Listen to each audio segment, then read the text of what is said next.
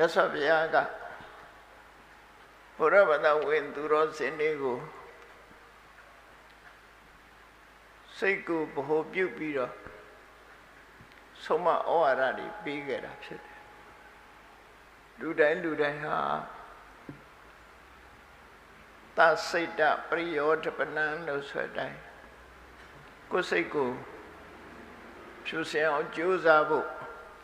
တိုက်တွန်းခဲ့တာဖြစ်သည့်အတွက်ကြောင့်တစ်ဖက်သားကိုအားကိုးရမှာမဟုတ်ပဲကိုအားကိုးပြီးကိုယ်စိတ်ဖြူစင်ရေးအတွက်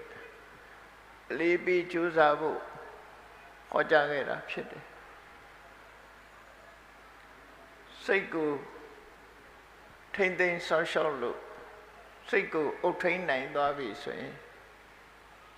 ကာယကံဝစီကံမနောကံဆိုတဲ့အမှုခတ်သိမ်းကိုထိမ့်သိမ်းနိုင်တဲ့အနေအထားကိုရသွားတာဖြစ်တယ်။ဓမ္မစကားမှာလည်းဘုရားရဲ့အဆုံးအမကိုသိရှိနားလည်ချကြတဲ့အတိုင်းပဲစိတ်ပြိုကိုယ်နုစိတ်ထောင်းကိုကြေးဆိုတဲ့ဟာတွေကလည်းစိတ်ကိုဗဟိုပြုပြီးတော့ပြောကြတာပဲဖြစ်တယ်။မြတ်စွာဘုရားဟောတဲ့ဒေသနာတော်တွေထဲမှာစိတ်တေနနိယတေလောကောလောကကြီးကိုစိတ်ကဥဆောင်နေတယ်ဆိုတာ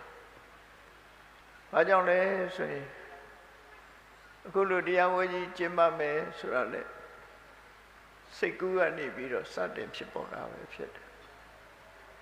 တရားနာသွားဦးမယ်ဆိုတာလေစိတ်ကူးကနေစတင်ဖြစ်ပေါ်အဲ့တော့ရဟာမနောပုပ္ပင်ကမဓမ္မလို့ဆိုတဲ့အတိုင်းတဘာဝတရားအလုံးလို့စိတ်ကနေဥဆောင်နေတဲ့အနေအထားမျိုးရှိတယ်ဆိုတာဘုရားဘာသာဝင်သူတော်စင်များအလုံးတတိပြုမိတာဖြစ်တယ်အဲ့ဒီတော့အရေးကြီးဆုံးကဘာလဲဆိုရင်ကိုယ်စိတ်ကိုဖြူစင်အောင်ထားနိုင်မှုဟာအရေးကြီးဆုံးပဲ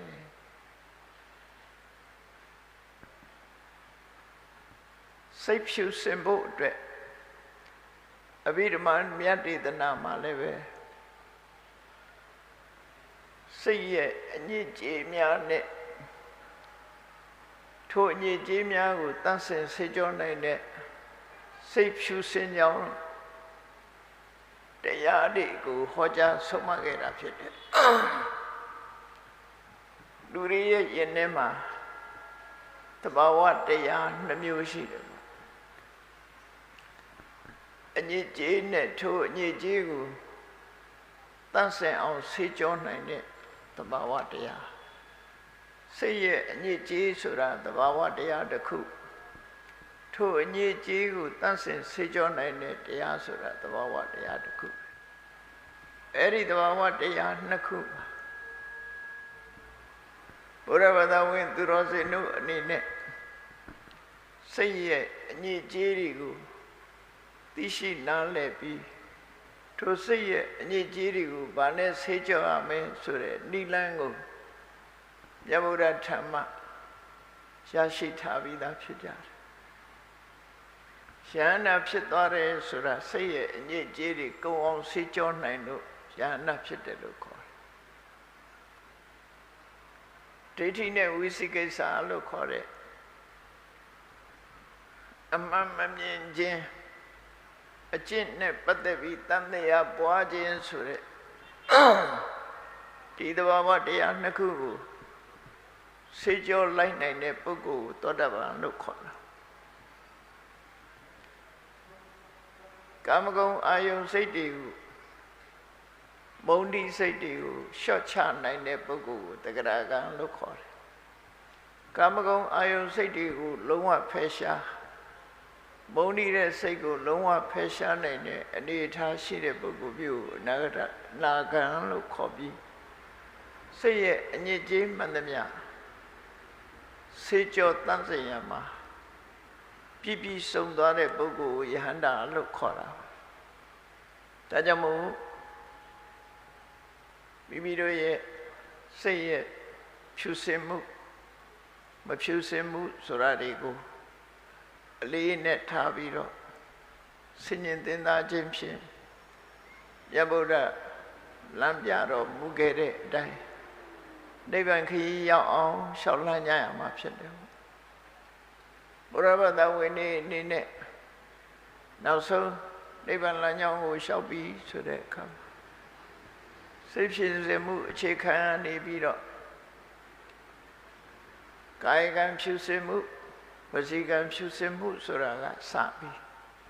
နောက်ဆုံးစိတ်ဖြူစင်မှုဆိုတဲ့အနေအထားမျိုးရအောင်မိမိတို့ကိုယ်တိုင်လေ့ကျင့်ပြီးတော့ယူရမှာဖြစ်တယ်လူသဘာဝကိုလေးလာကြည့်လို့ရှိရင်စိတ်ဆွလမ်းမှုဆိုတာတွေဟာစိတ်ကိုညှဉ်းနှွမ်းသွားစေတဲ့အနေအထားမျိုးရောက်စေတာပဲဖြစ်တယ်အဲ့ဒီစိတ်ဆွလမ်းမှုတွေကိုထိန်းချုပ်နိုင်စွမ်းမရှိဘူးအဆွလမ်းတွေပျောက်အောင်မလုပ်နိုင်ဘူးဆိုလို့ရှိရင်ကိုဟာအရှုံးပေးရမယ့်ဘဝမျိုးရောက်တော့မှာဖြစ်တယ်ဒါကြောင့်မို့ဒီကနေ့သာဓကဒေသနာမှာလာတဲ့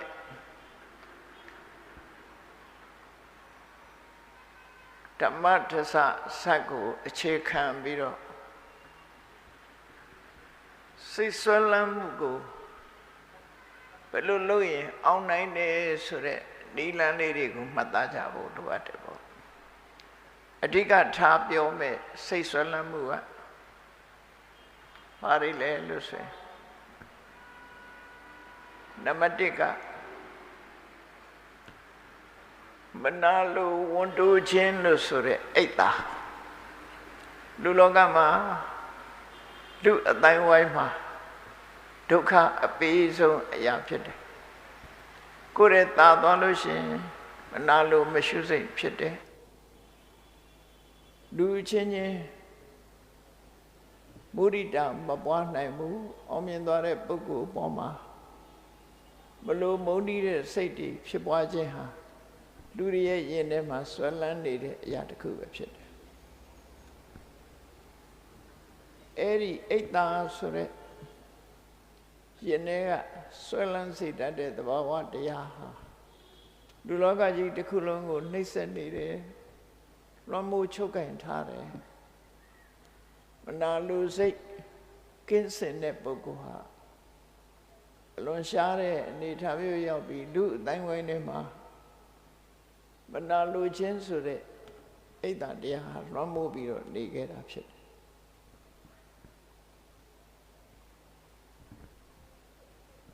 နောက်ဒုတိယလွှမ်းမိုးနေတာဘာလို့ဆိုလူတွေမှာဆွဲလန်းတဲ့အရာတစ်ခုကတော့မူရစ်စေရတဲ့အရာနဲ့ပတ်သက်ရင်လည်းလူတွေရဲ့စိတ်ဆွဲလန်းမှုဟာပြင်းထန်တယ်လို့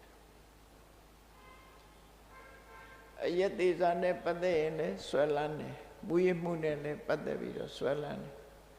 အဲ့ဒီစိတ်ဆွဲလန်းမှုဟာလည်းပဲလူလောကကြီးတစ်ခုလုံးကိုဖျက်ဆီးနေတယ်လို့ဖြစ်နေပါနိုင်ငံတနိုင်ငံလူမျိုးတစ်မျိုးဟာမူရစ်စေရတဲ့အရာကဖျက်ဆီးလိုက်လို့ရှိရင်ဘဝမှာအောက်တန်းနောက်တန်းကျသွားတဲ့အနေအထားမျိုးထိအောင်ရောက်လို့ထိုမူရစ်မှုကိုကြီးကျယ်တာစီဖြိုဖျက်ပြီးတော့နေကြရတာဖြစ်တယ်ကိုမိသားစုတွေမှာမူရစ်စေဝါအယက်သေးစားတောက်စားဆွဲလန်းနေတဲ့သာသမီရှိလို့ရှိရင်မိသားစုတွေစိတ်ညစ်ကြမကောင်းတဲ့အခြေအနေတွေနဲ့တွေ့ရတယ်အဲ့ဒီစိတ်ဆွဲလန်းမှုကလည်းပဲမူရစ်စေဝါဆွဲတဲ့စိတ်ဆွမ်းမှုကိုလည်းပဲအောင်နိုင်ဖို့ရအလွန်ခဲရင်တဲ့အရာတစ်ခုဖြစ်တယ်မူရစ်မှုကိုအကြောင်းပြုပြီးတော့ဖြစ်ပေါ်လာတဲ့ပြဿနာတွေကလည်းအလွန်ပဲကြီးမားတယ်နိုင်ငံတိုင်းနိုင်ငံတွေလို့မူရစ်စေဝါနဲ့ပတ်သက်ပြီးထိန်းချုပ်နိုင်စွာမရှိသည့်အတွက်ကြောင့်အကြီးအကျယ်ပြဿနာတက်ပြီးတော့နေချတာကနေ့ခေတ်မှာထင်ရှားတယ်နော်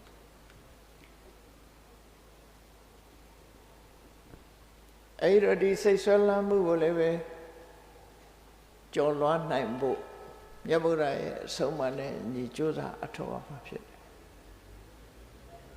နောက်တစ်ခုဆွဲလန်းမှု လူတိုင်းမှာ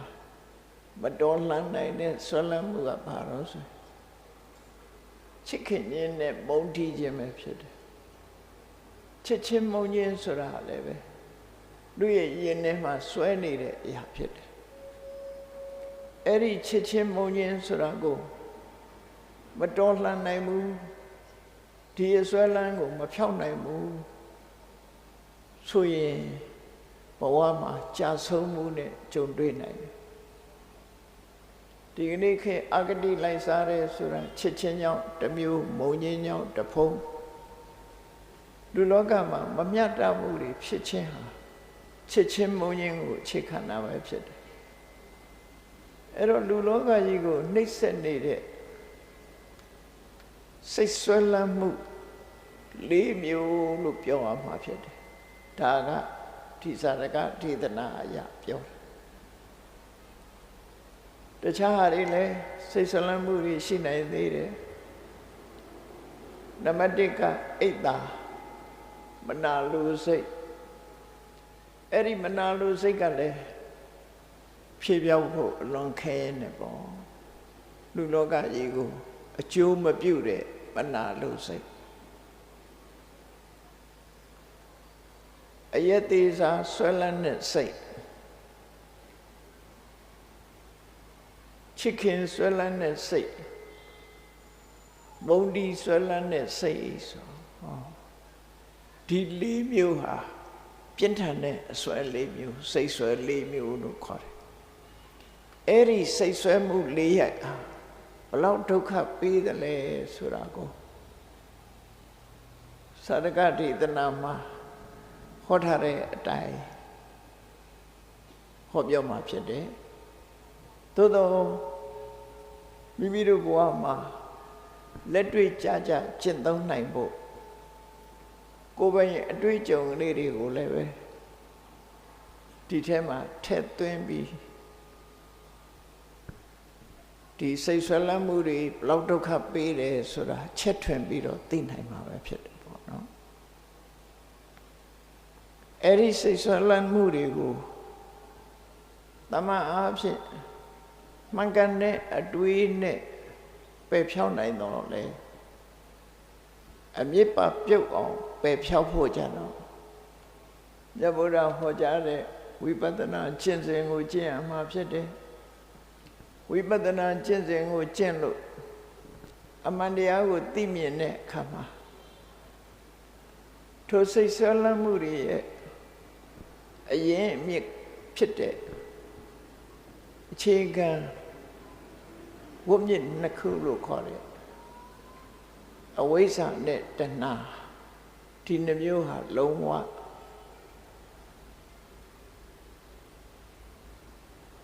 ကင်းလွတ်သွားမှာအဝိဇ္ဇာကိုလည်းဖယ်နိုင်တယ်တဏှာကိုလည်းဖယ်နိုင်တယ်ဝိမြစ်နှစ်ခုစလုံးကိုဖယ်ရှားလိုက်နိုင်ပြီဆိုရင်အခုပြောတဲ့စိတ်ဆွဲလန်းမှုတွေဟာလုံးဝပျောက်ကင်းသွားမှာဖြစ်တယ်ပေါ့ဒါဟာမြတ်ဗုဒ္ဓပွင့်တော်မူတဲ့အခါမှာရနိုင်တဲ့အခွင့်အလမ်းကြီးပဲဖြစ်တယ်ဝိပဿနာတရားဟာဘယ်ဘာသာကမှမဟောနိုင်တဲ့တရားဖြစ်တယ်ဒါမြတ်စွာဘုရားကိုယ်တိုင်မိန့်ကြားခဲ့တဲ့မဟာပရိနိဗ္ဗာန်သုတ်မှာသုဘဒ္ဓပရပိုက်ကြီးရဲ့အမေနဲ့ပတ်သက်ပြီးမြတ်စွာဘုရားကတိတိပပမိန့်ကြားခဲ့ဖြစ်တယ်မြတ်စွာဘုရားရဲ့ဘဝ52နှစ်ကာလအတွင်းမှာဝိပဿနာတရားကိုအပြည့်အစုံမပြောနဲ့တစိတ်တသေးသားတောင်ဟောပြောနိုင်တဲ့ပုဂ္ဂိုလ်တခြားဘာသာမှာမရှိဘူးလို့52နှစ်ဆိုဒီမှာတောထွက်ပြီးတရားကျင့်တာက6နှစ်ဖျားဖြစ်ပြီးတရားဓမ္မလှည့်လည်ဟောပြောတာက45နှစ်ပေါင်းလိုက်တဲ့အခါ52နှစ်အဲ့ဒီ52နှစ်ဓမ္မကျင့်သုံးတဲ့ခေတ်အတွင်းမှာဝိပဿနာတရားကိုတစိတ်တသေးသားလေးတောင်ဟောပြောနိုင်တဲ့ပုဂ္ဂိုလ်မရှိဘူးဝိပဿနာတရားဆိုတာဘယ်လမ်းကြောင်းကသွားတာတုံးဆိုရင် မဂ္ဂင်၈ပါးလို့ဆိုတဲ့မှန်ကန်တဲ့လမ်းကြောင်းကသွားတာဖြစ်တယ်အမှန်၈ချက်နဲ့သွားရမှာပဲအမှန်မြင်ခြင်းအမှန်တွေးတောခြင်းမှန်တွေးတောတဲ့အတိုင်းမှန်တာကိုသာပြောခြင်းမှန်တာကိုသာလုပ်ခြင်းအသက်မွေးမှုမှန်ကန်ခြင်းကြိုးစားအထောက်မှုမှန်ကန်ခြင်းအာယုစူးစိုက်မှုမှန်ကန်ခြင်းနဲ့စိတ်တည်ငြိမ်မှုမှန်ကန်ခြင်းလို့ဆိုတဲ့အမှန်အကန်၈ချက်နဲ့ဝိပဿနာလမ်းစဉ်ကိုချမှတ်ပြီးထိုဝိပဿနာလမ်းကြောင်းကနေသွားတဲ့အခါမှာပြည့်စုံတဲ့အမှန်၈ချက်သည်တစ်ချက်တည်းကဲ့သို့ဖြစ်သွားပြီးမက္ခဆိုတဲ့နာမည်နဲ့စိတ်ဆွဲလန်းမှုတွေအားလုံးကိုဖယ်ရှားပြစ်နိုင်တာပဲဖြစ်တယ်ဒါကြောင့်ဒီစိတ်ဆွဲလန်းမှုတွေဟာလူလောကမှာဘလောက်ဒုက္ခပေးတယ်လဲဆိုတာလေးကို950မှာပါရှိတဲ့အတိုင်းမတန်နိုင်ယူချဖို့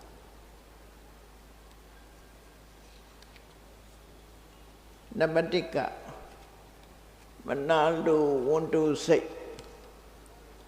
အဲ့ဒီမနာလိုဝန်တိုစိတ်ဟာလူလောကကြီးကိုတဦးနဲ့တဦးမတည့်အောင်အချင်းချင်းကွဲပြားအောင်သွေးခွဲနေတာသူပဲဖြစ်တယ်ပေါ့မနာလိုမရှုစိတ်လို့ဆိုတဲ့အိတ်တတရားဟာဒေါသနဲ့ရှင်တွဲလာတာဖြစ်သည့်အတွက်ကြောင့်မုန်းတိမှုတွေရွှရှာမှုတွေနဲ့လောကကြီးကိုပျက်စီးအောင်လုပ်တဲ့ထဲမှာကြီးမားတဲ့လက်သည်တရားခံပဲဖြစ်တယ်အဲ့ဒီမှာ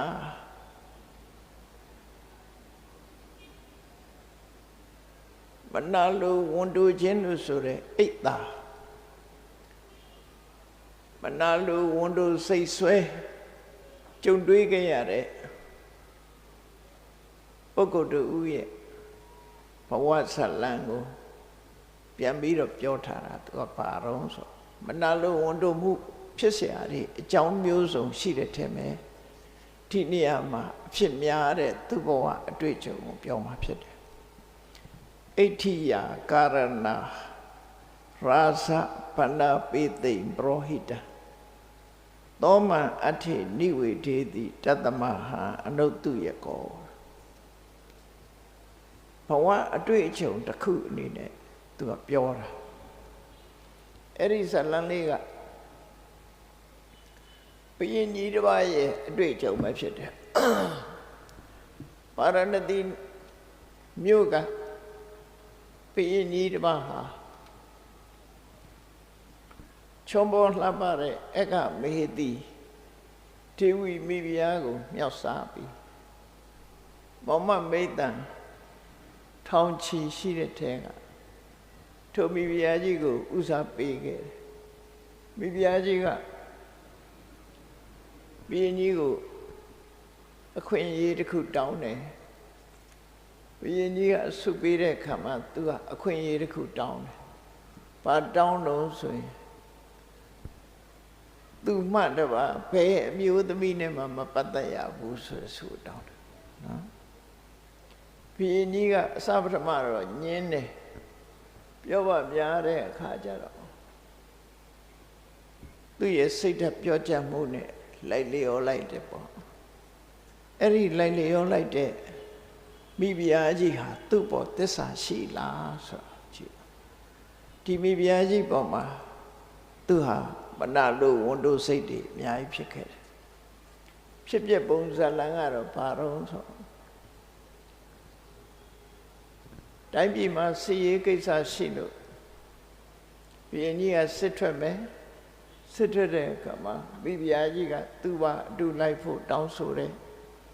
သို့တော့ဘုရင်ကြီးကစီရေးစရာဆိုတာအသက်ကိုအနှံ့ပြီးတော့ရင်ကိုမြေကရုံးလုပ်ပြီးသွားရတဲ့ကိစ္စမျိုးဆိုမျိုးသမီးတွေမလိုက်သင့်ဘူးဒါကြောင့်ဘုရင်ကြီးကမလိုက်ဖို့နားချ နားချတဲ့အခါမိဖုရားကြီးကပါတောင်းဆိုပြန်တော့ဒီလိုဆိုရင်နေ့စဉ်သူနဲ့ဆက်သွယ်မပြတ်ဖို့ခုခေတ်ဆိုရင်တော့တယ်လီဖုန်းဆက်လို့ရတာပေါ့အဲ့ဒီခေတ်ကတော့တမန်လွှတ်ရမှာဖြစ်တယ်လူတယောက်စိတ်လွှတ်မှာဖြစ်တယ်သတင်းစကားပြောဖို့ရအတွက်ဘယ်စခန်းရောက်ပြီးဘာတွေလုပ်တယ်ဒုက္ခဒုက္ခအောင်မြင်မှုဆုံးရှုံးမှုဆိုတာဒီရှေ့တန်းထွက်တဲ့အခါမှာ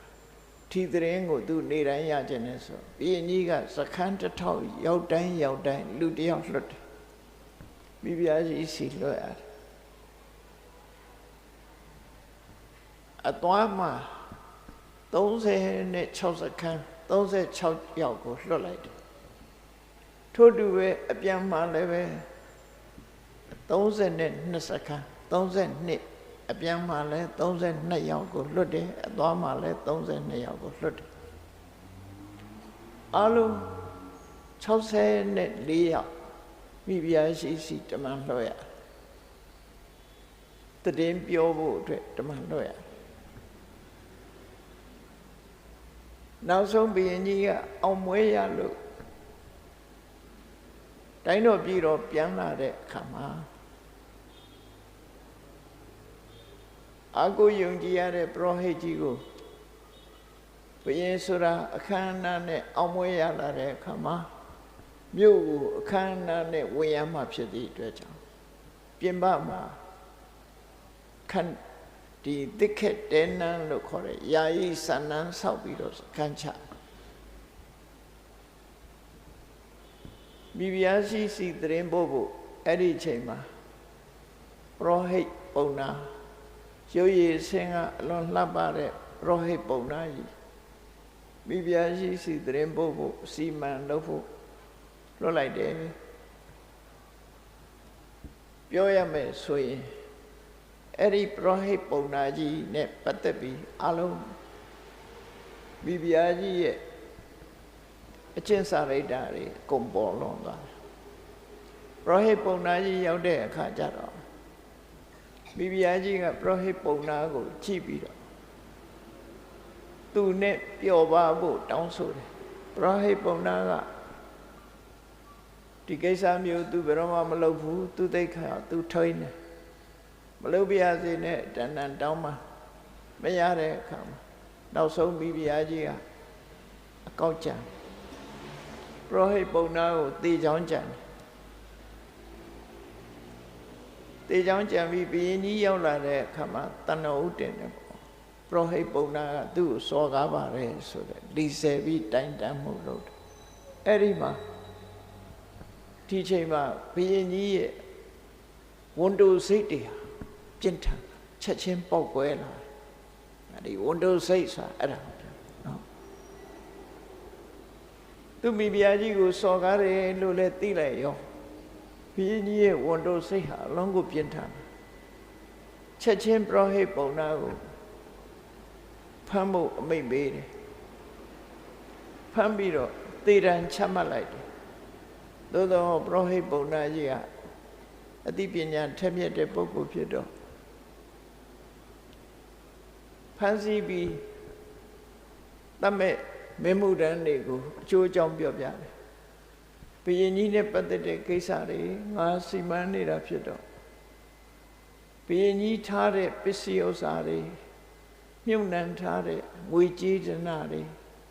အဲ့ဒါတွေကိုငါဘုရင်ကြီးကိုပြောခဲ့မှဖြစ်မယ်ငါသိတာအရေးမကြီးဘူးငါမပြောခဲ့လို့ရှိရင်တိုင်းပြည်အတွက်ဆုံးရှုံးနေမယ်အဲ့ဒါကြောင့်ဘုရင်ကြီးနဲ့ငါ့ကိုတွေ့ခွင့်ပေးပြီးတော့မှငါ့ကိုဘုရင်အမိန့်တိုင်းတတ်ဖို့ဆိုတော့အဲ့ဒါကိုလက်ခံပြီးဘုရင်ကြီးစီရောက်သွားတဲ့အခါဘုရင်ကြီးကပရောဟိတ်ပုံနာကြီးလည်းမြင်လိုက်ရောဘာကြောင့်ဒီလိုရုံးမာတဲ့အလုပ်တွေလုပ်ရတာလဲလို့မေးတဲ့အခါမှာအဲ့ဒီမှာပရောဟိတ်ပုံနာဘုရင်ကြီးကိုလျှောက်ထားတယ်ကျွန်တော်မျိုးဟာတုတ္တိယလို့ခေါ်တဲ့ပုံနာမျိုးကလာတဲ့ပုဂ္ဂိုလ်ပါသူများတဲ့တတ်ချင်းကလည်းရှောင်ကျင်ပါတယ် သူများဥစ္စာမတရားယူခြင်းကလည်းရှောင်ကျဉ်ပါတယ်သူတော်ဘာတမယာပြစ်မှားခြင်းကလည်းလုံးဝရှောင်ကျဉ်တယ်လိမ်ပြောတယ်ဆိုတာလည်းဘယ်အခါမှမလုပ်ဘူးအယက်သေးစာတောက်စားခြင်းလည်းပဲကင်းတယ်ဘယ်သောအခါမှမဟုတ်တဲ့အလုပ်ကိုသူမလုပ်တာမှန်ပါတယ်တကယ်လုပ်တာကတော့သင်မင်းကြီးကနေပြီးတော့အသွားပြန်လွတ်လိုက်တဲ့64ယောက်သောတမန်တော်တွေနဲ့ဟောဒီမိဖုရားကြီးကဖောက်ပြန်ခဲ့တာဒါသာလင်းဖြစ်ပါတယ်မယုံလို့ရှိရင်ဆင့်ခေါ်ပြီးတော့စစ်မေးပါဟောအဲ့ဒီဆင့်ခေါ်ပြီးစစ်မေးတဲ့အခါမှာဒီအမှုကပေါ်သွားတယ်ဟောဒီအမှုပေါ်သွားတယ်အဲ့လိုပေါ်တဲ့အခါမှာဒီပရောဟိတ်ပုံနာကြီးကဘုရင်ကြီးကိုနာချတယ်ရှင်မင်းကြီးဘယ်သူကမှပြစ်မတင်ပါနဲ့ဒီလိုပဲလောကမှာဖြစ်တတ်တဲ့ကိစ္စတွေအများကြီးဖြစ်ပါတယ်သူ့ကိုအပြစ်မတင်သလို64ယောက်သောတမန်တော်တွေကိုလည်းအပြစ်မတင်ပါနဲ့နောက်ဆုံးမှာမိဖုရားကြီးကိုလည်းပဲအပြစ်မတင်ပါနဲ့လောကသဘာဝမှာဖြစ်တတ်တဲ့စိတ်ဆွမ်းလန်းမှုတွေကြောင့်ဖြစ်တဲ့အရာတွေသာဖြစ်ပါတယ်ဆိုပြီးဘုရင်ကြီးကိုနားချတော့ဘုရင်ကြီးကလက်ခံသွားတယ်လက်ခံသွားပြီးတော့သူဟာငါအခုလိုပရောဟိတ်ပုံနာကြီးကိုတတ်ဖို့ကြိုးစားတယ်64ယောက်သောလူတွေကိုတတ်ဖို့ကြိုးစားတယ်မိဖုရားကြီးကိုလည်းတတ်ပြစ်ဖို့ကြိုးစားတယ်အခုလိုပြစ်မှုတွေကိုစီရင်ဖို့စိတ်လိုက်မှန်လိုက်ငါဟာစီမံဆုံးဖြတ်ခဲ့တာအဓိကတော့မိဖုရားကြီးပေါ်မှာဝန်တိုခြင်းကြောင့်ဖြစ်တယ်ဆိုတာသူကသူစဉ်းစားမိလားဝန်တိုစိတ်ဟာဘလောက်ဆိုးတယ်နော်ဒီကနေ့ခေတ်မှာလည်းလူတိုင်းဝန်တိုတယ်ဆိုတာတူတယောက်ချီးပွားရင်လည်းမနာလို့ဝန်တိုစိတ်ဖြစ်တတ်တယ်ကိုယ်ရဲ့တာသွားရင်လည်းမနာလို့ဝန်တိုစိတ်ဖြစ်တယ်ရှင်ပြိုင်သူအချင်းချင်းမှလည်းပဲအနိုင်ရသူကိုရှုံးသူကဝန်တိုစိတ်ဖြစ်တတ်တယ်ဝန်တိုစိတ်တွေဟာလူအတိုင်းဝိုင်းတစ်ခုလုံးကိုလွှမ်းမိုးထားသလိုဘယ်လူမျိုးပဲအတိုင်းဝိုင်းမှာပဲဖြစ်ဖြစ်ဝန်တိုစိတ်ကိုအကြောင်းပြုပြီးတော့တတ်ကြတယ်ဖြတ်ကြတယ်ပြစ်မှုတွေကျူးလွန်ကြတယ်ဆိုတာထင်ရှားတယ်လေဒါတူနဲ့တူမတည့်ကြတာတို့ဘဝမှာချမ်းချမ်းသာသာနေချင်တော့လဲမနေနိုင်တာတို့ဟောဒီမနာလိုဝန်တိုမှုဆိုတဲ့အိတ်တာအပြစ်တင်လိုမှုဆိုတဲ့ဒီသဘာဝတရားဟာလူလောကကြီးတစ်ခုလုံးကိုရုပ်ပြက်ဆင်းပြက်ဖြစ်အောင်လောကကြီးရဲ့လူသားတွေရဲ့ငြိမ်းချမ်းမှုကိုဖျက်ဆီးနေတဲ့တရားသာဖြစ်တယ်ဘုရင်ကြီးကအလေးနဲ့ထားပြီးတော့စဉ်းစားတယ်စဉ်းစားပြီးတဲ့အခါမှာဒီကိစ္စအခုလိုဖြစ်ခြင်းသည်မနာလိုဝန်တိုခြင်းကြောင့်ဖြစ်တာဖြစ်လို့တဲ့ဒီကနေ့ဒီအချိန်ကစပြီးတော့အရတ္တဖို့ယန္နာဖြစ်သူမရောက်မချင်းတဲ့ကိလေသာကိုအကြောင်းပြုပြီးဖြစ်တဲ့ဟောဒီဝန်တိုစိတ်ဟာငါတဏ္ဍာမှာဘယ်တော့မှမဖြစ်ပါစေနဲ့လို့ဆုံးဖြတ်ချက်ချတယ်ဒိဋ္ဌာဒါဟာဖယ်ရှားခြင်းတစ်မျိုးပဲเนาะငါမှဝန်တိုစိတ်ဆိုတာဘယ်တော့မှမဖြစ်စေရဘူးဒီဝန်တိုစိတ်မဖြစ်အောင်အခုချိန်ကနေစပြီးတော့ဝန်တိုစိတ်ကိုသူ့ရင်ထဲကထုတ်ပြစ်မယ်ဘယ်ဘဝမှာဝန်တိုစိတ်ဆိုတာမလာစေရဘူးလို့တည်ငါအားဖြင့်ဝန်တယ်ငါစိတ်ကိုချိုးနိုင်ပြလိုက်တယ်တကယ်တော့ရှမ်းတာမဖြစ်သေးလို့ရှိရင်ဝန်တိုစိတ်ကလောင်သို့တော့အိတ်တာဆိုတဲ့တရားကိုသောတပန်ဖြစ်ရင်ပဲဖယ်ရှားလို့ရသွားပြီသောတပန်ကအိတ်တာနဲ့မစ္စရိယကိုဖယ်ရှားတယ်လို့စာပေကျမ်းကမှာဆိုသောတပန်ဖြစ်ရင်ကိုပဲမနာလိုဝန်တိုစိတ်ဟာဖယ်ရှားပြီးသားဖြစ်သွားတယ်သို့ သို့သောသောတပန်မှာမနာလိုဝန်တိုစိတ်နဲ့တွဲနေတဲ့ဒေါသဆိုတာကိုတော့မဖယ်ရှားနိုင်သေးဘူးအဲ့ဒီမနာလိုဝန်တိုစိတ်ဟာလူတွေရဲ့အတိုင်းဝိုင်းကိုဖျက်ဆီးနေတဲ့လွှမ်းမိုးချုပ်ကင်နေတဲ့တရားစိုးအညစ်အကြေးမျိုးသာဖြစ်တယ်စိတ်ထဲမှာဖြေပြောက်ဖို့ခက်တယ်စိတ်ဆွဲလန်းမှုတစ်မျိုးပဲဖြစ်တယ်ဒါကြောင့်ဒီဗာရဏသီဘုရင်ကြီးဟာတတိနဲ့ပညာနဲ့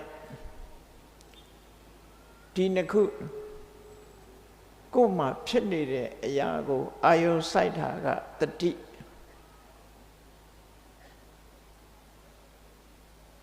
အိတ်တာရဲ့အပြစ်နဲ့အိတ်တာမရှိခြင်းဝန်တိုအိတ်တာ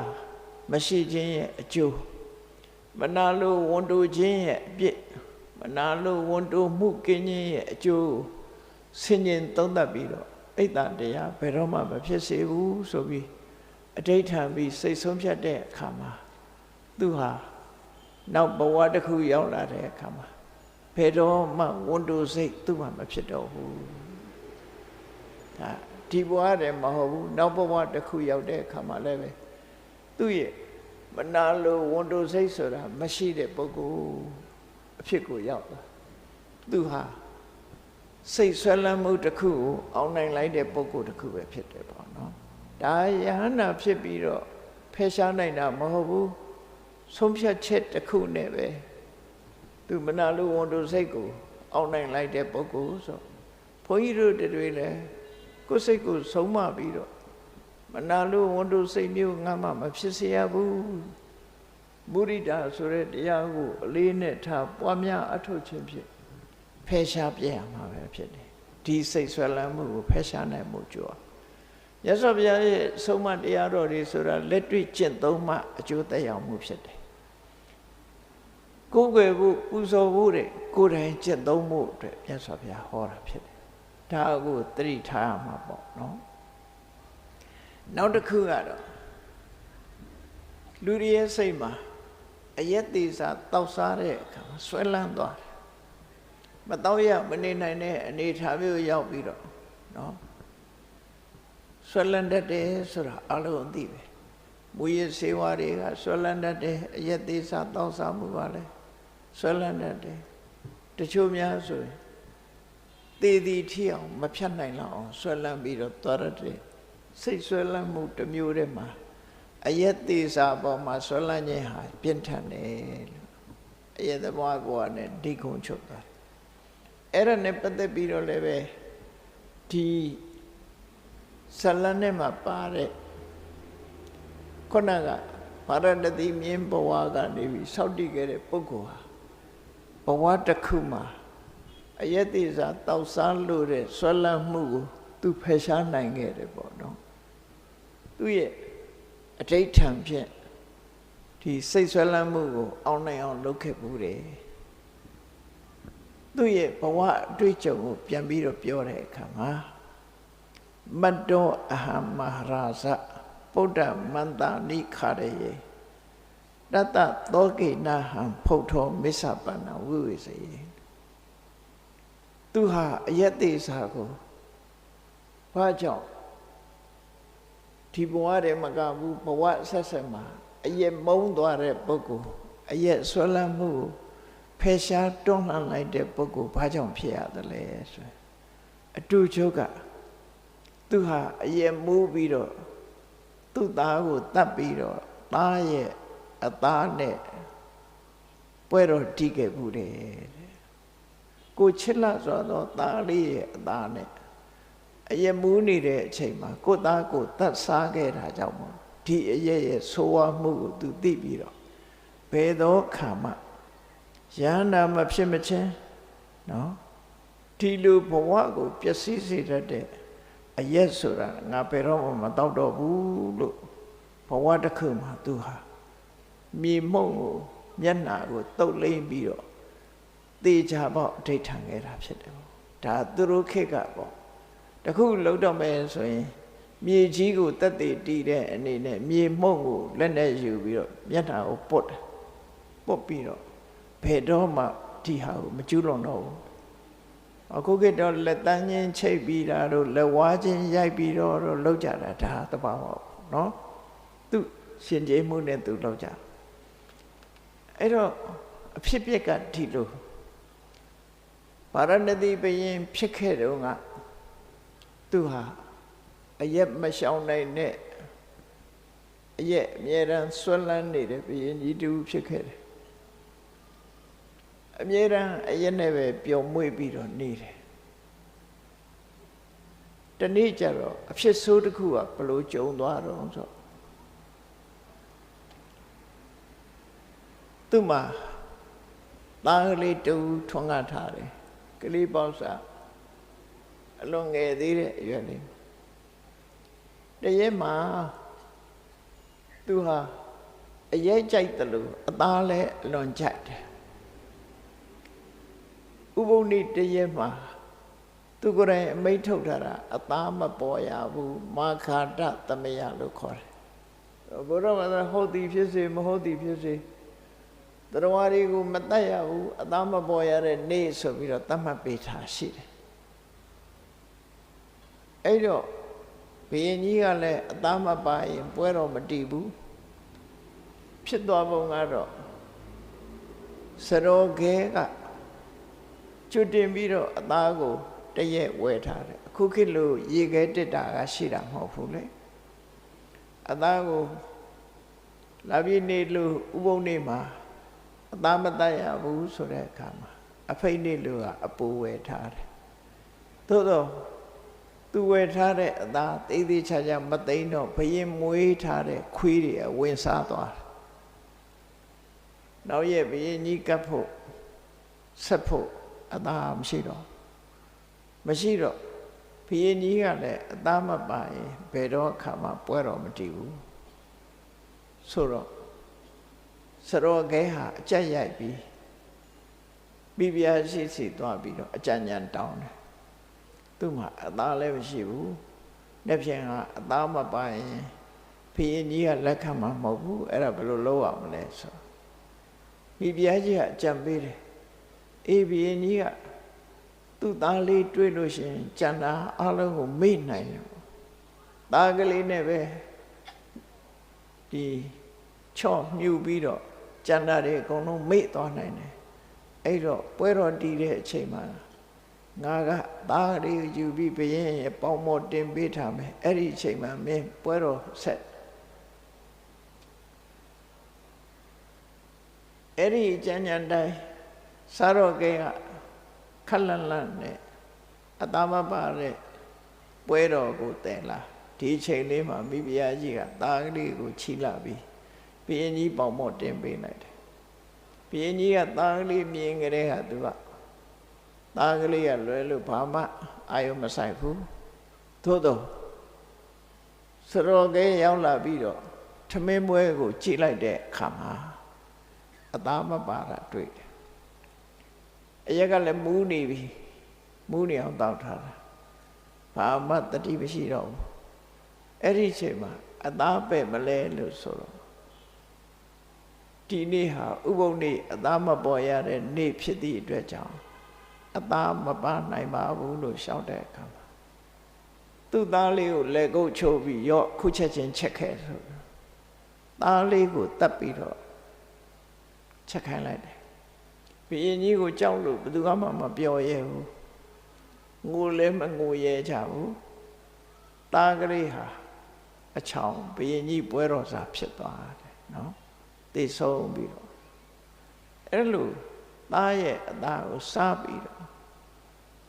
နောက်တည့်ရက်နဲ့အမူးပြေတဲ့အခါကျတော့ငါသားလေးပဲမရုံခေါ်ခဲ့ကြလို့ဆိုတဲ့အခါမှာမိဖုရားကြီးကအဲ့ဒီကြတော့ငိုကြွေးပြီးတော့ညာကအဖြစ်ဖြစ်ကိုပြောရတာဖြစ်တယ်အဲ့ဒီအချိန်မှာဘုရင်ကြီးဟာစိတ်နှလုံးဘလောက်ဒုက္ခရောက်သွားတယ်သူဟာပဂရိစိတ်နဲ့ဆိုရင်ဒီသားလေးကိုတတ်ရမှာမဟုတ်ဘူး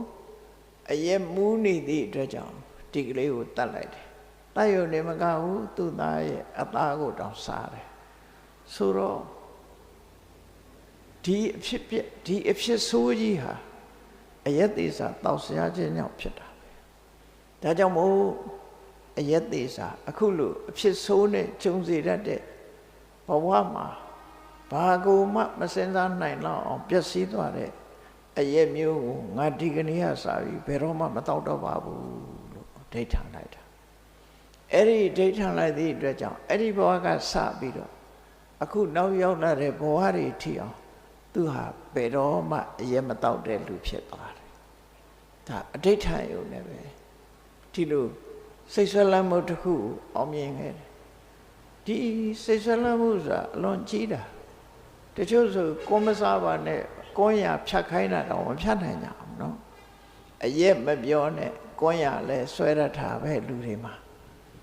အဲ့တော့စိတ်ဆွဲလမ်းမှုတွေဟာတစ်ခုနဲ့တစ်ခုတော့ဒုက္ခပေးတတ်တာတစ်မျိုးမဟုတ်တစ်မျိုးလူတွေကိုဒုက္ခပေးနိုင်အဲ့ဒီလိုအယက်သေးစာတောက်စားမှုကိုစိတ်ဓာတ်ခိုင်ခိုင်မာမာနဲ့သူဟာအောင်နိုင်လိုက်တဲ့အနေအထားမျိုးကိုရရှိခဲ့တယ်ဆိုတာသူ့ဘဝစာကြောင်းကိုခုလိုမှတ်တမ်းတင်ထားတာပဲဖြစ်တယ်ပေါ့နောက်တစ်ခုဇလန်းတစ်ခုကတော့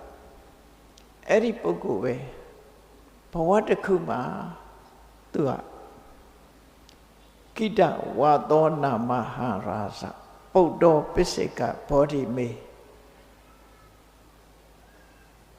ပတ္တံဗိနိတဝါသဝိတောနိတနေဟောတတ္တကာရဏချစ်ခင်မှုနဲ့ပတ်သက်ပြီးတော့စိတ်ဆွဲလမ်းမှုဟာလည်းပဲအလွန်ပြင်းထန်တယ်အဲ့ဒီချစ်ခင်မှုဆိုတဲ့စိတ်ဆွဲလမ်းမှုဟာလည်းပဲလူကိုဒုက္ခပေးချစ်ချင်းမုန်းခြင်းဆိုတဲ့နေရာမှာချစ်ချင်းဟာလည်းဒုက္ခပေးအဲ့ဒါနဲ့ပတ်သက်ပြီးတော့သူ့ရဲ့ဘဝအတွေ့အကြုံလေးတခုပြောပြတယ်သူဟာတိုင်းပြည်တစ်ပြည်ရဲ့ဘုရင်တဦးဖြစ်တယ်သူ့ရဲ့နာမည်ကအဲ့ဒီဇလန်းမှာကိတဝါဒလို့ခေါ်တယ်ကိတဝါဒဘုရင်ကြီးမှာသားကလေးတူမင်းသားလေးတူသားကလေးတူမွေးဖွားလာတော့အရွယ်ရောက်တဲ့အခါမှာအိမ်ရှိမင်းသားအဖြစ်ခံထားတယ်အဲ့ဒီသားကလေးမွေးလာတဲ့အခါမှာနမိတ်ဖတ်တဲ့လက္ခဏာဖတ်တဲ့ပေရင်ဆရာတွေကပြောတော့ဆိုဒီကလေးရဲ့စာတာဒီကလေးရဲ့လက္ခဏာအရာသူဟာရေငတ်ပြီးတော့သေကိန်းရှိတယ်ပေါ့နော်ရေမတော့ရလို့သေမဲ့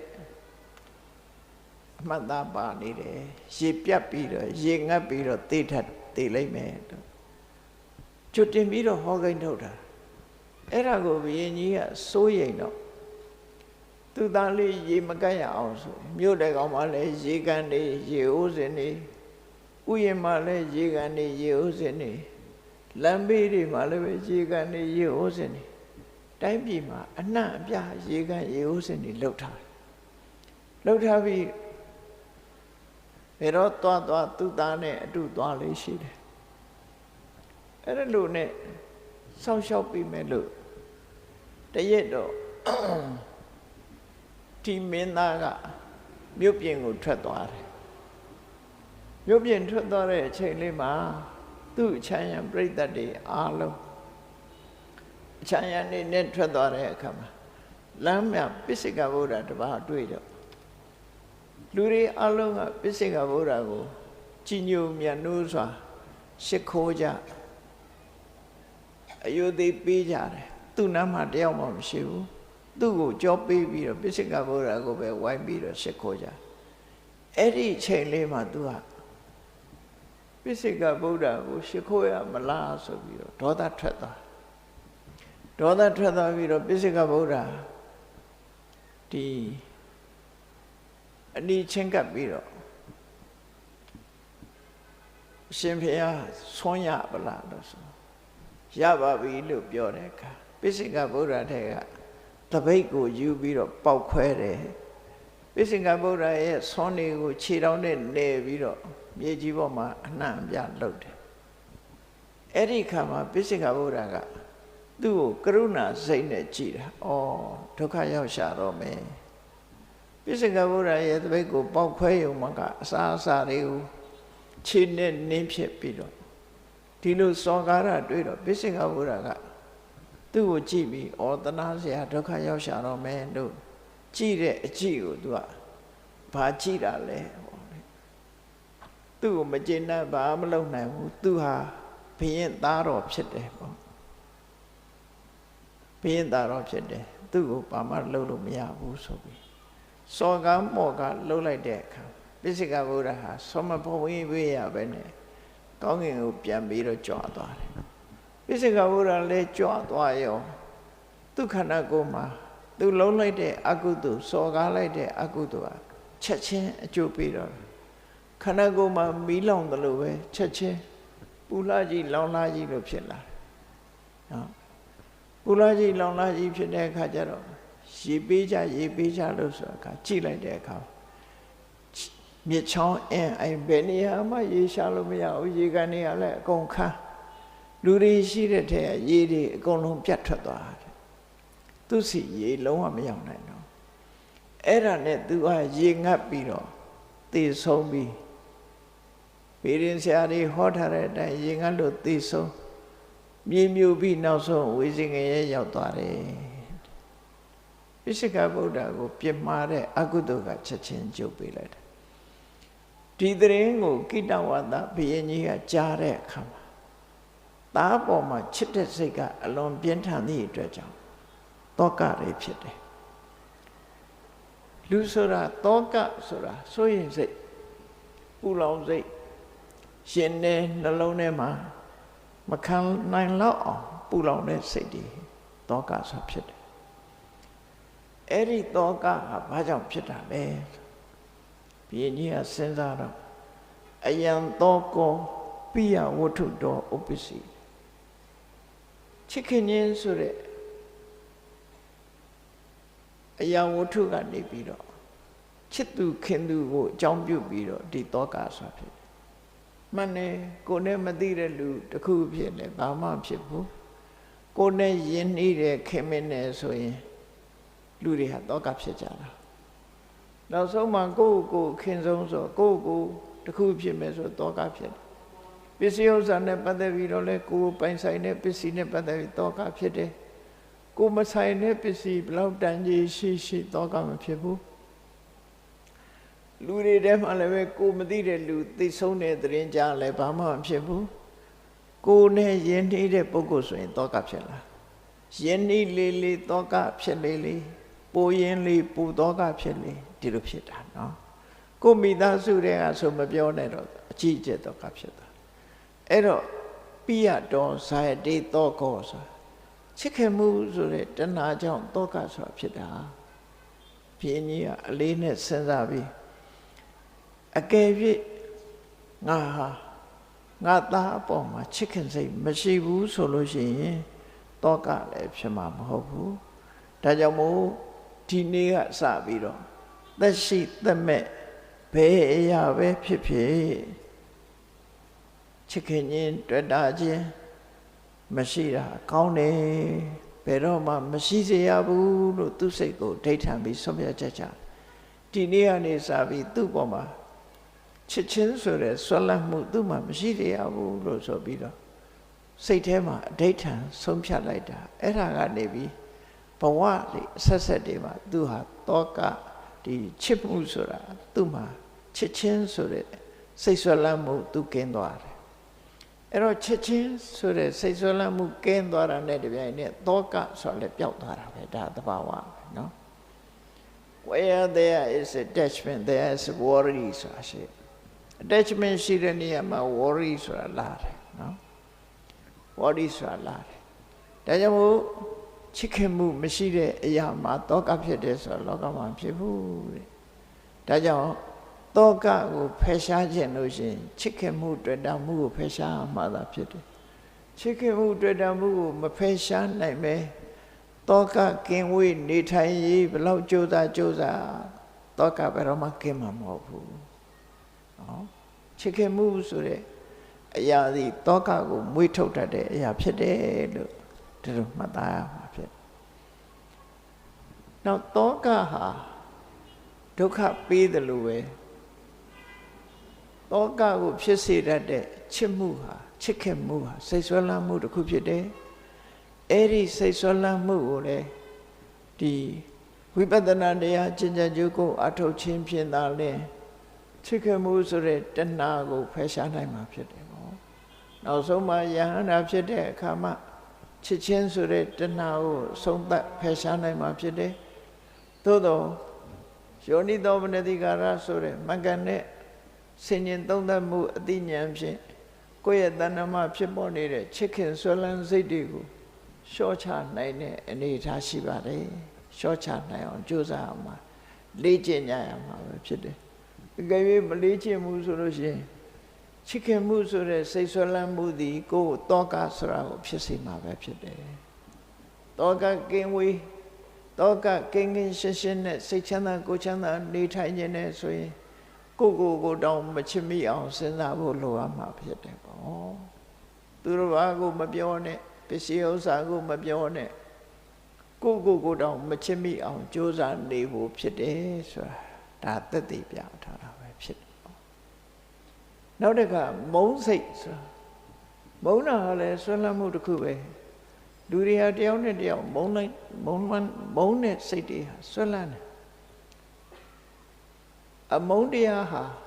တဘောအတဲ့မကဘူးဘောပေါင်းများစွာမုန်းတတ်တယ်ကြုံတွေ့ခြင်းကြုံတွေ့ဘူးကြလိမ့်မယ်လောကလူတွေဟာတခါမှမတွေ့ဘူးတဲ့လူပဲဖြစ်စေကိုယ်နဲ့လည်းမသိဘူးသို့တော့မြင်ချင်းအဲ့ဒီပုဂ္ဂိုလ်ကိုမုန်းတဲ့စိတ်ပေါ်တာမျိုးတွေဖြစ်တတ်တယ်နော်မုန်းတဲ့စိတ်ကပေါ်တတ်တယ်မြင်နာနဲ့ပဲမျက်စိထဲမှာအချိုးမပြေဘူးဆိုတာလေးရှိတယ်ပေါ့မြင်နာနဲ့ပဲခင်မင်သွားတဲ့ပုဂ္ဂိုလ်လည်းရှိတယ်မြင်ယုံနဲ့ပဲမုန်းသွားတဲ့ပုဂ္ဂိုလ်လည်းရှိတယ်အဲ့ဒါတွေဟာအခြေခံအကြောင်းတရားတွေရှိနေလို့ပဲဖြစ်တယ်ဒါဖြင့်ဒီမုန်းစိတ်ဆိုတဲ့ဒေါသကို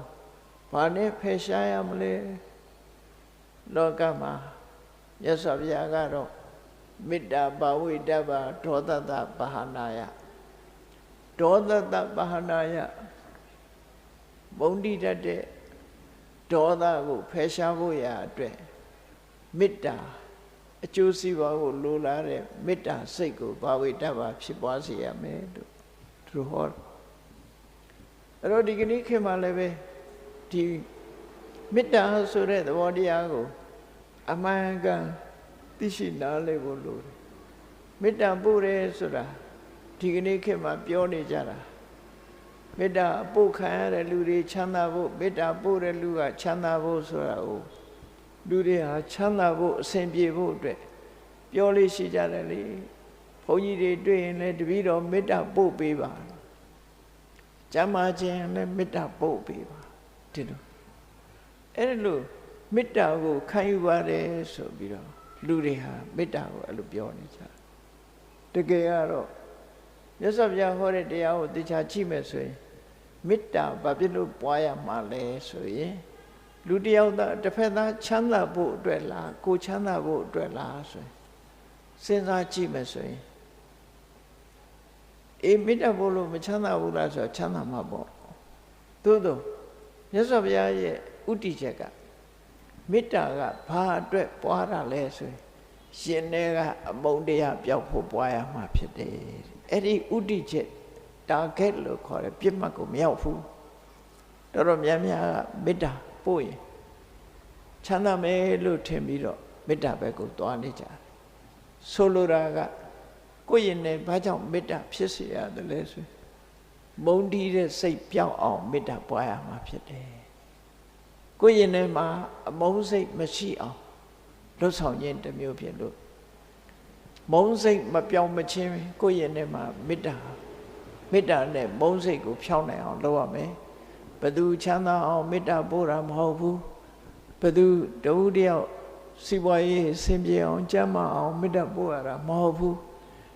ရသော်ဘုရားစကားအရမေတ္တာဘာဝိတ္တဘာဒေါသတဘာဟာနာယကိုယ့်ရင်ထဲမှာရှိနေတဲ့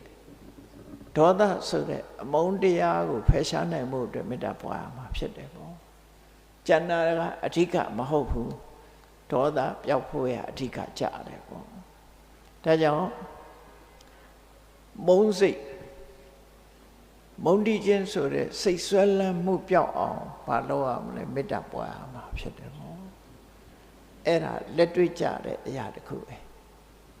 အေးမေတ္တာဘာဝနာပွားများအထောက်တဲ့ပုဂ္ဂိုလ်တွေဟာရှင်တဲ့နှလုံးထဲမှာအမုန်းစိတ်တွေဟာလျော့ပါသွားပြီးနောက်ဆုံးဘဝတန်တရားမှာဘသူကိုဖြစ်မုန်းနေဆိုတဲ့ဒေါသမပြီးပြင်းတော့ပဲဒေါသပုံရိပ်တွေပါပျောက်သွားနိုင်တယ်ပေါ့ဒေါသပုံရိပ်ဆိုတာအယုတ်ဆိုးအကြည်တန်တဲ့လူဖြစ်တယ်ပေါ့မေတ္တာပုံရိပ်ကဖြစ်လျက်ဘဝမှာဒီမေတ္တာမျက်လုံးနော်ချစ်ခင်သောမျက်လုံးပြုံးတဲ့မျက်နှာမျိုးရရှိတာဖြစ်တယ်ပေါ့အဲ့တော့မေတ္တာမျက်လုံးတို့ချစ်ခင်သောမျက်လုံးတို့နှလုံးသားရဲ့အေးချမ်းမှုတွေဟာမေတ္တာရဲ့လွှမ်းမိုးအောင်မှုအောက်မှာရှိတယ်ဒေါသဆိုလို့ရှိရင်ရန်လိုတဲ့အကြည့်နဲ့ကြည့်မယ်ရန်လိုတဲ့အပြောတွေပြောမယ်ရှင်ထဲမှာပူလောင်မှုတွေနဲ့နေတာဖြစ်တယ်ဒါကြောင့်မေတ္တာကိုစနစ်တကျပွားဖို့လိုအပ်တယ်ပေါ့မေတ္တာပွားရဲဆိုကြတဲ့ကကိုယ့်ကိုအမှန်ကန်ဖြစ်အောင်မလုပ်အောင်ငါရင်ထဲကမုန်းတီးတဲ့ဒေါသဘယ်တိုင်းတာအထိရှိသလဲငါနဲ့မတည့်တဲ့လူတွေ့ရင်မုန်းသေးသလားမုန်းသေးနေသေးရင်ငါမေတ္တာမအောင်သေးဘူးဆိုတော့သတိထားမှာဖြစ်တယ်ကိုမုန်းနေဆိုတာဘယ်သူပေါ်မှာမရှိတော့ဘူးနောက်ဆုံးကိုနဲ့မတည့်တဲ့လူရံဖြစ်ဖူးတဲ့လူကိုရံလှုပ်ဖူးတဲ့လူဟာအစပြီးတော့ဘယ်သူပေါ်တွေးကြည့်လိုက်မုန်းတီးတဲ့စိတ်မပေါ်တော့ဘူးဆိုမှကိုမေတ္တာအောင်တယ်လို့ပြောရမှာပဲဖြစ်တယ်မေတ္တာဘာဝိတ္တဘာဒေါသတဘာနာယအမုန်းဒေါသကိုဖယ်ရှားဖို့အတွက်မေတ္တာကိုပွားပါလို့မြတ်စွာဘုရားဟောကြားခဲ့တာဖြစ်တယ်ပေါ့ဒီမှာလည်းပဲတန်တရားမှာမုန်းစိတ်ကင်းပြီးတော့ထာဝရသဘောကောင်းနေတဲ့ပုဂ္ဂိုလ်မျိုးတွေလည်းပဲရှိနေတတ်တယ်ပေါ့ဘယ်သူကိုမှစိတ်မဆိုးဘူးစိတ်မဆိုးတဲ့လူကိုလူတွေကပြောကြတယ်သဘောကောင်းလိုက်တာသဘောကောင်းလိုက်တာဘယ်လူတွေကသဘောကောင်းတာတော့ဆိုရင်ထဲမှာမေတ္တာရှိတဲ့လူကသဘောကောင်းတာစိတ်တူတဲ့လူတော့မပြောလိုက်နဲ့ထိခနဲ့ဆိုဒေါသထွက်လာအဲ့တော့လူရင်လားလို့ဆိုမဟုတ်ဘူးတရိษံနေလဲထို့တူပဲနော်ခွေးတွေဆိုလို့ရှိရင်ရန်လိုတတ်တဲ့ခွေးကမျက်ထောင်နေနဲ့ကြည့်တယ်လူတကာလာဟောင်းတယ်ကြိုက်ချင်တယ်တချို့ခွေးကြလူမြင်ရင်အမီးနန်းတယ်ပြုံးတယ်ခွေးပြုံးတာတော့မြင်မှုကြမှာပါနေရွက်ကလေးနောက်ကပ်ပြီးတော့ပြုံးပြတာနော်ကျောင်းတွေဘာတွေကတော့ပြုံးငယ်တယ်ခွေးကတော့ပြုံးတတ်တယ်အဲ့ဒါလို့မေတ္တာရှိလာပြီဆိုရင်ပြုံးပြနိုင်တဲ့အနေအထားမျိုးဖြစ်လာရှင်ထဲမှာဒေါသဆိုတာမရှိဘူးအဲ့တော့ငှက်တွေတောင်မှပဲဒေါသကြီးတဲ့ငှက်ရှိတယ်angry bird ဆိုတာဟို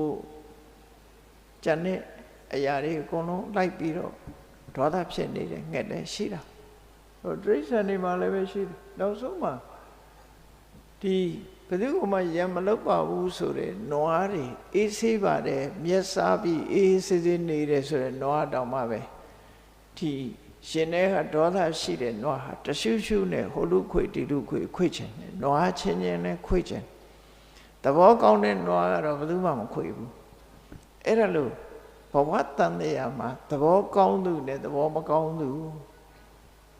ဒါပေါ်နေတာလူတွေထဲမှာလည်းပဲထို့တူပဲဒီလူကတော့သဘောကောင်းတယ်စိတ်လေးသဘောထားနေတာထိုင်တာအေးဆေးတယ်ဆိုတော့မေတ္တာနဲ့နေတဲ့လူကအေးတယ်ဒီလူတော့တော့မပြောနဲ့ထိခနဲ့ရှိဆိုဒေါသထွက်လာအဲ့လိုလူတွေလည်းရှိဒါကြောင့်မို့ကိုယ့်ဘဝမှာကိုယ့်ရဲ့စိတ်အခြေအနေတစ်ခုကိုကြည့်ပြီးတော့စိတ်တူတတ်တယ်ဆိုလို့ရှိရင်ပြင်ဖို့လိုအပ်တယ်ပေါ့စိတ်တူတတ်ပြီဆိုရင်မေတ္တာဖိပြီးတော့ပွားပါစိတ်တူတတ်တယ်ဆိုတဲ့ဒေါသမျိုးကိုယ်တဏ္ဍမှာမဖြစ်အောင်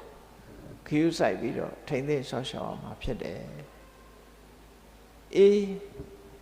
ရှေးရခင်ကာလတုန်းကအခုလိုမေတ္တာများများပွားလာတဲ့ပုဂ္ဂိုလ်တွေဟာဒီရှင်ထဲကဒေါသဟာဘဝနဲ့ခြီးပြီးတော့ပျောက်ကင်းနေတတ်တယ်ရှင်ထဲမှာဒေါသမပေါ်ပြီးသဘောကောင်းတဲ့ပုဂ္ဂိုလ်မျိုးတွေဖြစ်တယ်အဲ့ဒါနဲ့ပတ်သက်ပြီးတော့သူ့ရဲ့ဘဝအတွေ့အကြုံကိုပြောပြတဲ့အခါမှာ ရကောဟုတ်တော်ဝါမေတ္တာစိတ်တံတတ္တဝတ္တာနိဘာဝယေတတ္တကပ္ပိပြမနောပြမလောကေတတ္တမအကောဒနောဟာသူဟာဘယ်တော့မှစိတ်မဆိုးဘူးတဲ့ဘာကြောင့်စိတ်မဆိုးဘူးတာတုံးဆိုအတိတ်ဘဝတုန်းကအရကဆိုတဲ့ဆရာကြီးတူဖြစ်ခဲ့တယ်ယသိဆရာကြီးတူဖြစ်ခဲ့တယ်အဲ့ဒီယသိဆရာဖြစ်တဲ့အချိန်တုန်းက9 နှစ်ကြာအောင်မေတ္တာဘာဝနာနဲ့လွှမ်းထုံခဲ့ဘူးတယ်ပေါ့မေတ္တာကိုလေ့ကျင့်ခဲ့တယ်9 နှစ်လေ့ကျင့်ထားတဲ့မေတ္တာဆံရဲ့စွမ်းကြောင့်သူဟာဒီဘဝမှာဒီ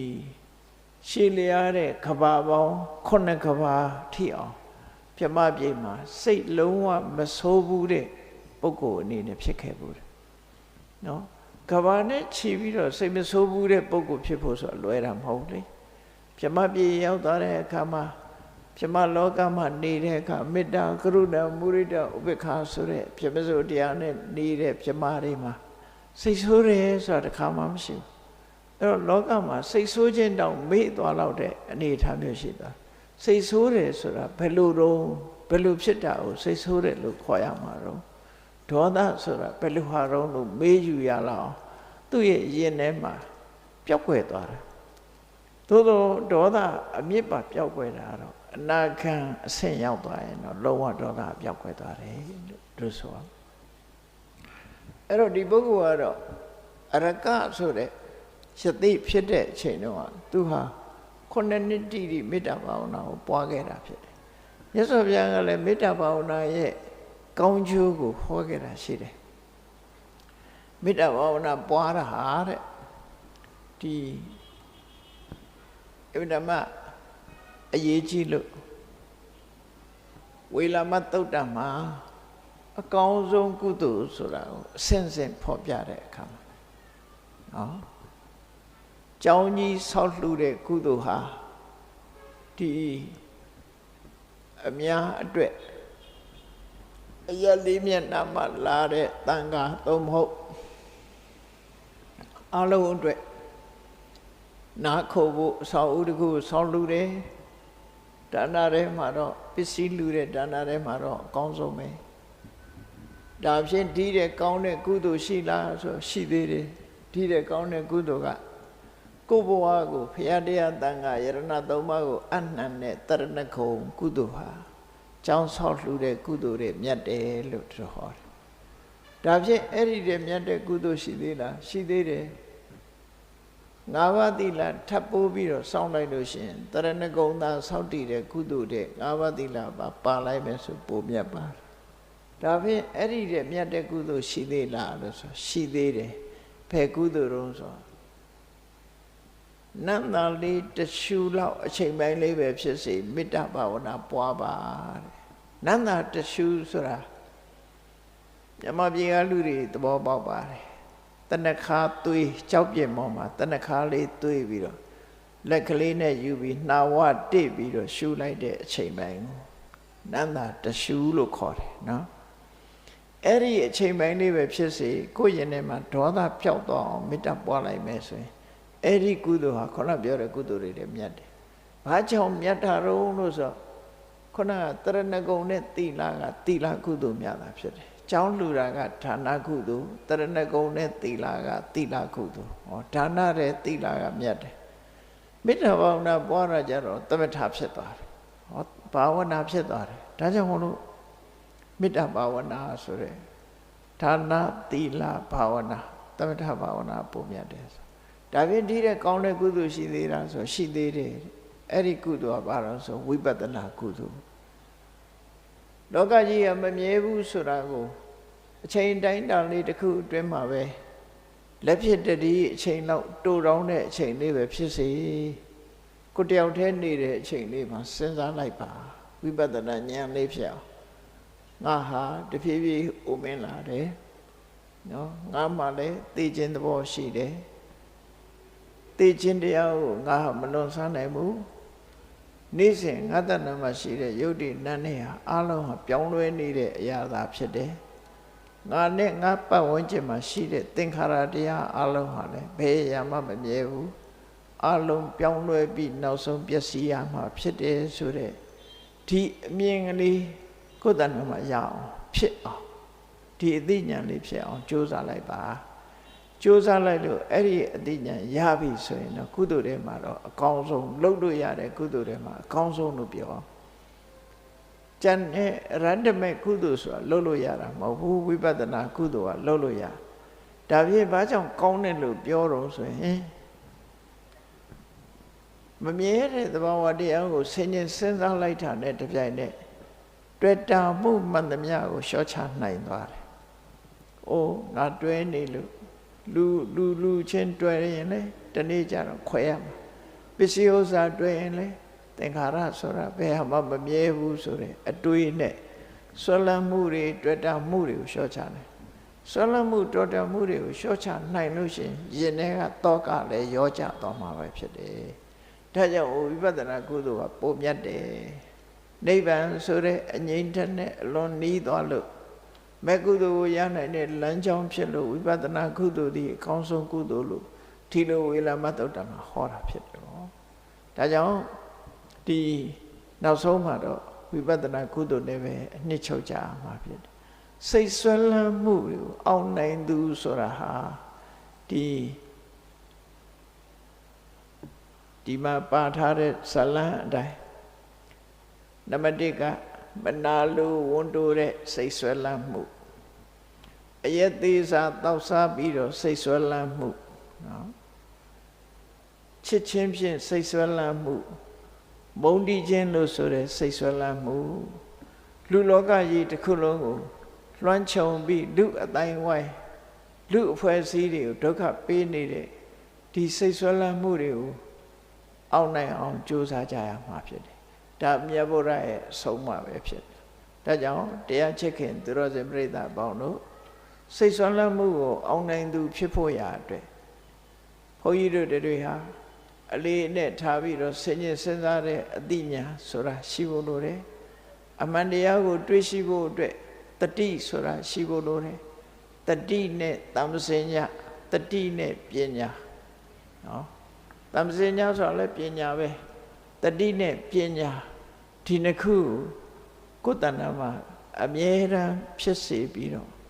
တတိဖြင့်အာယုံစူးစိုက်ပြီးတော့တမ္ပစဉ္ညာဖြင့်လှုပ်တဲ့လှုပ်ထိုက်တာတွေကိုလှုပ်ဖို့ဒီနှစ်ခုထဲမှာမြတ်စွာဘုရားကအရေးကြီးတဲ့တစ်ခုဟာအပမာဒခေါ်တဲ့တတိတရားပဲဖြစ်တယ်အပမာဒတစ်ခုတည်းနဲ့ပြီးတာလားတော့မဟုတ်ဘူးအပမာဒသည်အစဖြစ်တယ်အရေးကြီးဆုံးကတော့သာသနာတော်မှာလုပ်ငန်းတစ်ခုကိုပြီးစီးစေနိုင်တာကပညာသာဖြစ်တယ်ပေါ့နော်ပညာဟာအထွတ်ထိပ်ဖြစ်တယ်ဒါကြောင့်ပညာဆိုတာတတိဖြစ်မှပညာဖြစ်တယ်တတိမရှိရင်ပညာမဖြစ်ဘူးဒါမို့အပမာဒဆိုတဲ့တတိတရားသည်ပညာကိုဖော်ထုတ်ပေးနိုင်မှဖြစ်သောကြောင့်တတိနဲ့ပညာဤနှစ်ဖြာကိုအသုံးချပြီးတော့တို့တွေကိုယ့်ကိုဆုံးမကြရမှာဖြစ်တယ်လို့ကိုယ်စီမှတ်သားပြီးတတိပညာစွမ်းအားဖြင့်စိတ်ဆွဲလန်းမှုကိုနိုင်အောင်ဒီကျင့်ဆောင်ကြိုးကုပ်အားထုတ်နိုင်ကြပါစေကုန်သတည်း